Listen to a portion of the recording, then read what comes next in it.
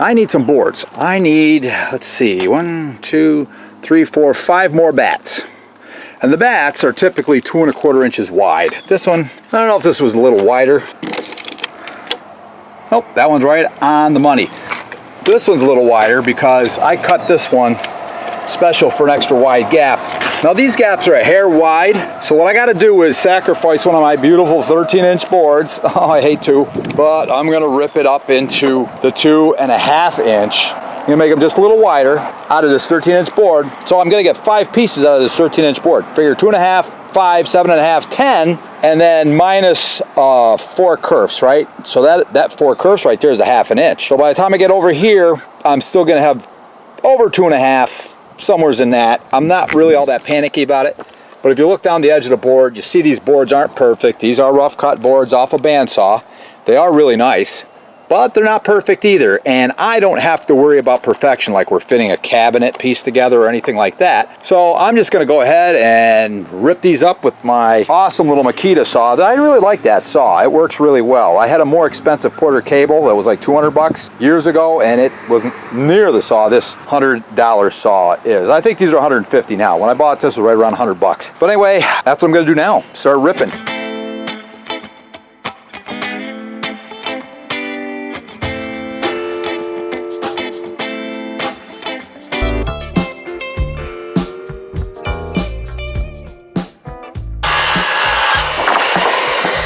A couple things I did to make it go a little quicker, I hope. Anyway, I screwed the board down.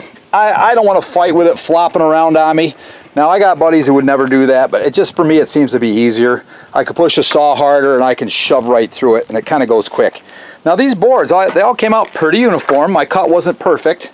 I did chalk lines on it so I had a straight line to follow, and I did that, but mostly what I guide with is my finger. I just grab the base of the saw and the edge of my finger runs along, which is kind of tough on the first one because it's full of splinters, but I was able to get away with it. I'm trying to save time wherever I can, because I tell you what, this siding job took me forever. If I was able to, instead of having this soffit that goes up and I have to cut around all these rafter tails and notch them in at an angle where I try to get them a little bit better coverage. If it wasn't for all that, this thing would have gone a lot quicker. Like, so if you had the soffit, the fascia board comes down and a soffit went right across, square, everything's square, and I just had to go up to that soffit line, it would have been a piece of cake. I could have had all the boards on. Instead, it took time because I had to trim and cut, and like going over this window, my top, I guess you would call that the cap of the window trim. It's all mitered in. I had to cut and trim and make it fit. Now I didn't have to make it fit like I was joining cabinetry or anything, but I still had to make it decent. You know, there's not big holes up in there where I know bats are gonna try to move in and all that kind of stuff. Everything's fairly tight.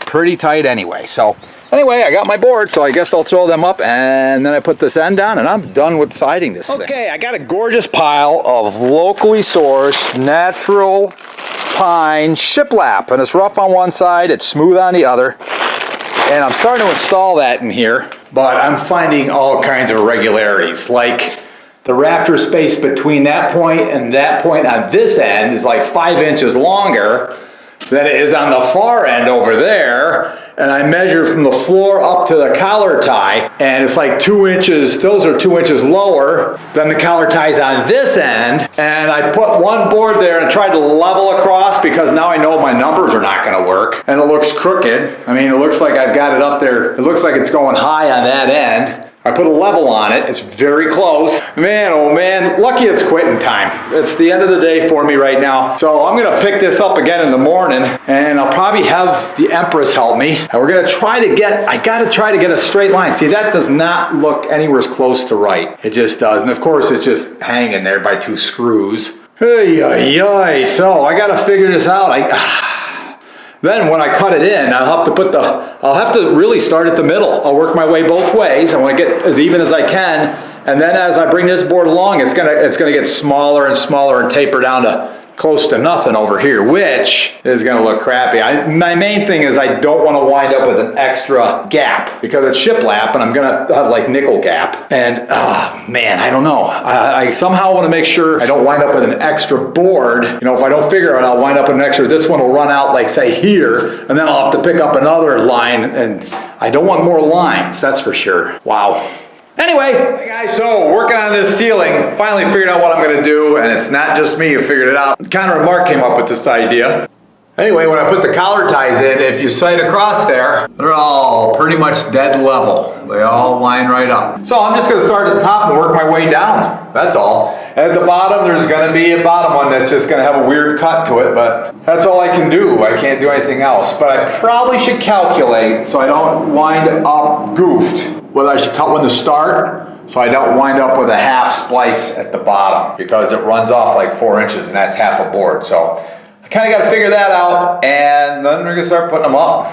All right, okay, so we got a lot going on at the barbecue today. We got our Cisco delivery coming in. It's a Tuesday, so we got to start getting ready to cook tomorrow. And I got the Empress on the phone. She's working on a cater deal, and my sister-in-law Christine is here painting. Say hi, Chris. Hey, love to paint. She loves to paint. Okay. So we're in here working today, and we're trying to get this up. Okay, since the top one is a 16-foot, and then the second one's a 12-foot, which I've got random sizes, 16s and 12s. Hey, there you are. I'm here. So I was thinking I was gonna take a 12-foot, cut 4 feet off it, and that would give me my next stagger, but instead, we decided we're gonna go to that, because that's 91 inches, which is almost 8 foot. So I cut it out of a 16. I wonder if that's a mistake or not. Oh God, I hope not. I don't know. Time will tell. Yeah, because what's gonna happen is, if I do a 16 there, well, that'll get the starter. That'll get us the same stagger. So I think it'll work out. I think so. I think it'll work. Or, yeah, I need it because I need an 8-footer there, so that ought to work. And then the next one we'll cut from that, and that should give us a remainder of around 12 feet, or around, yeah, that should give us around 12 feet as a remainder from that when we go to there to do the next stagger. And then we start with a full one at the bottom, which is gonna have to get trimmed because it's gonna have to match up going into that area there, which is gonna be goofy. So that's what we're, guys, first thing in the morning, and picking up again where I left off. Now I got this board's notched out for, what's it for? That was last night. Just knocked off. Notched out for these electric boxes, these ceiling light boxes. So things were really getting crazy up here at the top yesterday afternoon. And when I put that first board on, I kind of screwed up. See that? Check it out. I lined those two things up, but guess what? I'm going to putty them shut, and that'll be the end of it. Connor will probably give me a bunch of crap over it, but whatever. So anyway, I had to figure out how to take this board and trim it down. You can see it's like a vanishing point at the end. There's a discrepancy on the roof. It kind of pitches down at that back over there. Even though these are all level, that back corner, and I never noticed it from the outside. Everything looks pretty square and level, but it is a couple inches off, you know, across a 25-foot building, and I had to trim that board in. So hopefully, when I get this all done, it's all gonna look pretty nice, even though obviously it's not gonna be perfectly square. So I gotta put this next board up. The Empress can't help me this morning because she's gonna do a little bit of cooking at the barbecue. She's gotta get some stuff ready for tomorrow. And then this up here, the gap between these collar ties, although I put 2-foot pieces in, that's not perfect either.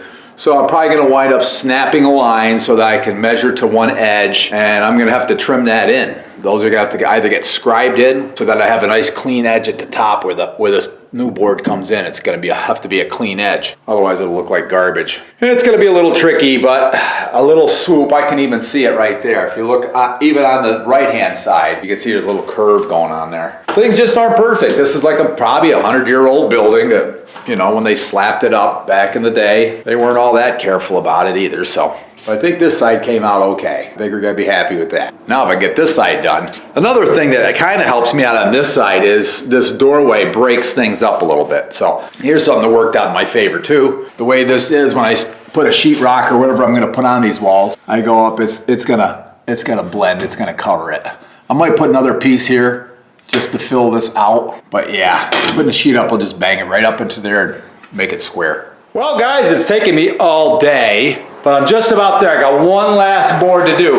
Now the top boards there, I had to go ahead and bring the collar ties down an inch. So I put in blocking. You see them right there, the lighter colored wood, that's blocking, and it blocks down the whole thing about well, really it's a 1-inch block. So brings it down an inch. And then this one here, that board there, the center one was easy. That board there, I had to basically scribe the whole thing to get it to fit and get it so it doesn't look horrible. And I'm doing the same thing on the other side. So the middle one was easy, but that side, which is I'm finishing up next, that one and that one, what a pain in the neck. So right now I'm working on the last board. I just cut it to length. You can see what I had to do here. You can see my black mark. That's where I'm gonna cut it. What I'm gonna do is a straight cut on that line and then just take off a little to put a chamfer on it. So it makes it look a little better once it's up there. Yeah, nobody can really see it much, but that's what I wanna do so it looks kinda more finished that way.